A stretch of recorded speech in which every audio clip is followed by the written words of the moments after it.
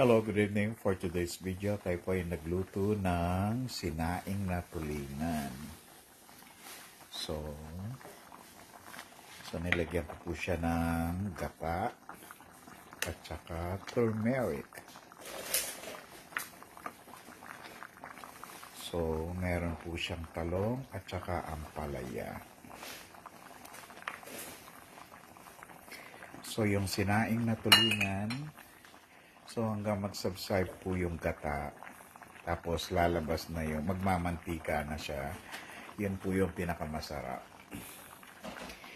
So, iba talaga yung lasa ng sinaing na tulingan sa palayok. So, yan. So, ayun, hindi ko pwedeng ipakita yung yung tulingan, baka masira lang, pagkalasog-lasog. So, meron po siyang kamyas dyan sa loob, merong luya, bawang, sibuyas, at saka nilagyan ko rin siya ng vinegar para mawala din yung lansa, at saka yung gata.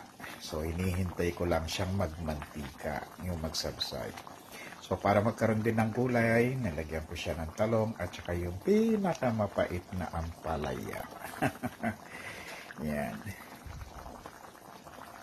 So, sayang din kung wala siyang gulay. Diba? So, yung green ay ampalaya. Yung ampalaya ng Ilocano. Yun talaga yung mapait. Pero ang sarap ng amoy. Diba yung sinaing na tulingan talaga. Actually, yung kulay na yan, it's turmeric. Para medyo healthy siya. Tsaka kapag nilagay mo sa plating, maganda yung presentations mo. May kulay. Kasi kung walang turmeric yan, medyo mag-gray. Kulay, medyo maitim. At saka mag-gray-gray yung sabaw. So, kapag pinlate mo siya, hindi medyo kagandahan. Pero yung pag ganyan, lalo na kapag nagmantika yan, naku, napakaganda sa plating. Ang bango, ang sarap.